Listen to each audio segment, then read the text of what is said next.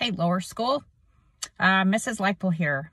I wanted to talk a little bit today about my motto in kindergarten. Our number one rule was be brave. I hope a few of you that were with me in kindergarten said that, or maybe all of you that used to be in lower school chapels with me said be brave.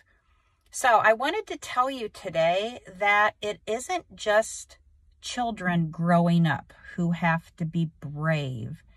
It is adults who are 63 years old. So I want to show you something that I am doing my best to be brave about. So some of you probably recognize this building. It is the YMCA, the Jorgensen Y, and it's over by the really cool big playground. And I just joined there because I'm going to this part of the Y. Here's what it looks like from the outside. And I don't know if you're familiar with this side of the building, but in through those windows is the pool. Now, you know that what I'm afraid of has something to do with the pool.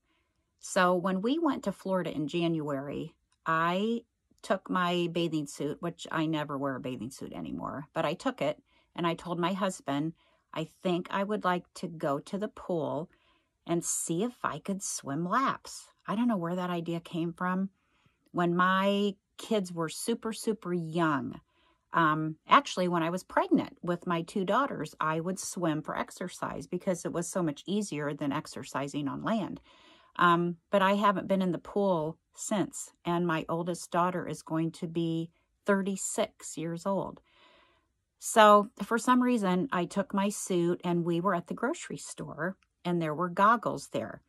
Not very good goggles at Publix grocery store. But I said, I think I'm going to buy a pair of goggles. So I got the goggles, and the very next day I made myself go to the pool. No one was there. The pool was heated, but it was probably about 45 degrees outside, and it was an outside pool. And I got in, and I barely made it from one end to the other. I tried remembering how you really do, like the front crawl, where you do your arms and you kick your legs. And it was not pretty. It was not easy, but I did it, and it kind of inspired me to go the next day and try again. Now, here's one of the reasons why it worked so well. I was the only person there. I've always been a person, I hate to admit this, that I kind of care what other people think. And I don't want them looking at me thinking, wow, what's she doing here? She can hardly swim. I don't think that's the best way to be in life. And I struggle with why I am that way. My dad used to always learn new things, and I really respected him for that. And I think that's the best lesson he ever taught me. But he would always jump in 1000%. He would take lessons. He would buy all the equipment, and he could get really good at stuff really fast. And then a lot of times then he would quit doing it. So I'm sure some of it has something to do with all of that. But anyway, I've always wanted to do things and do them well. So swimming was really outside of my comfort zone, but I felt really comfortable because I was there all alone. Nobody was going to see me. And I also worried about if somebody did show up, that I would be in their way and that they would need the lane that I was in.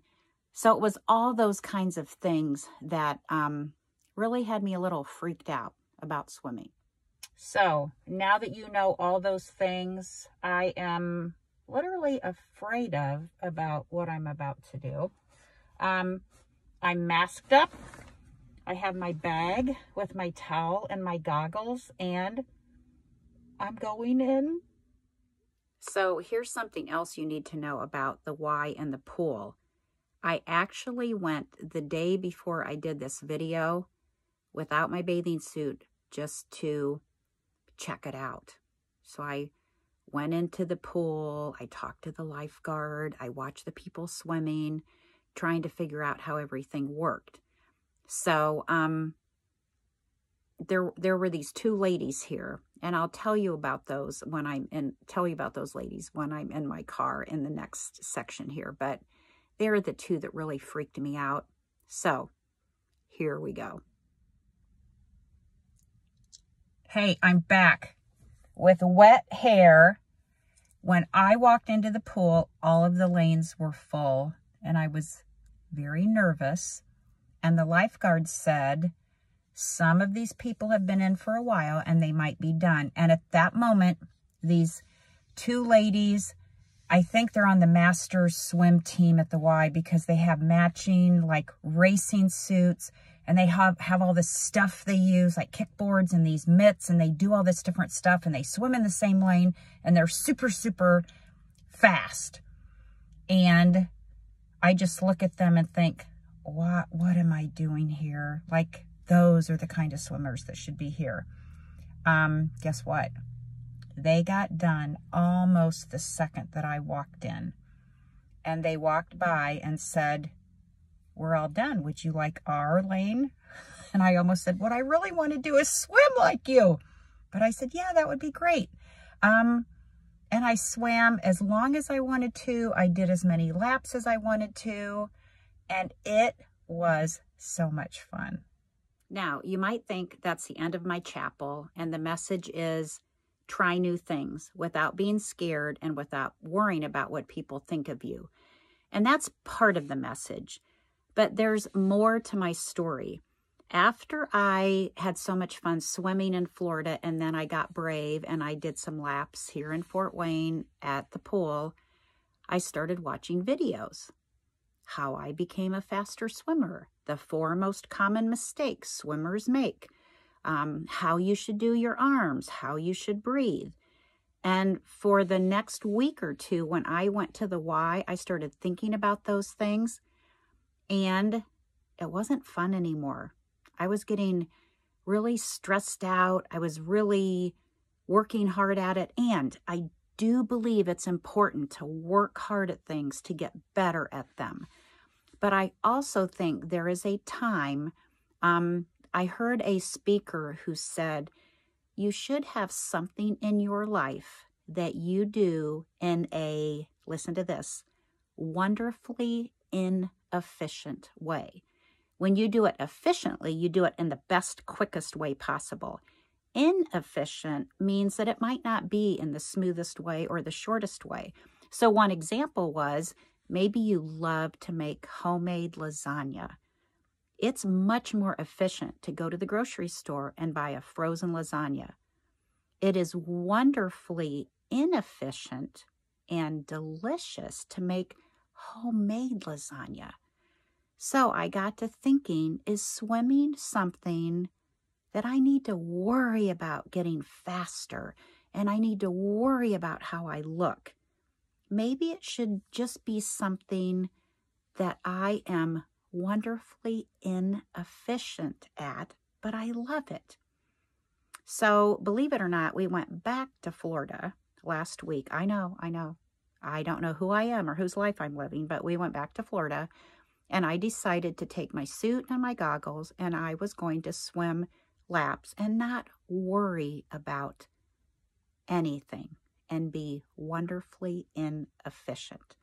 So I actually had my husband take a video from our balcony. So if you're ready, here we go. That little person way down there in the pool where there is absolutely no one watching but Mr. Lipo with my iPhone, that's me down there swimming. This chapel almost did not happen after I watched this video. You guys, I had no clue how slowly I swim, and I was embarrassed. And then I got to thinking about the lessons that watching my video taught me, and it's more than just being brave. Here's the other thing I hope you learned from this, is to find things in life that you love, that you can be wonderfully inefficient at them.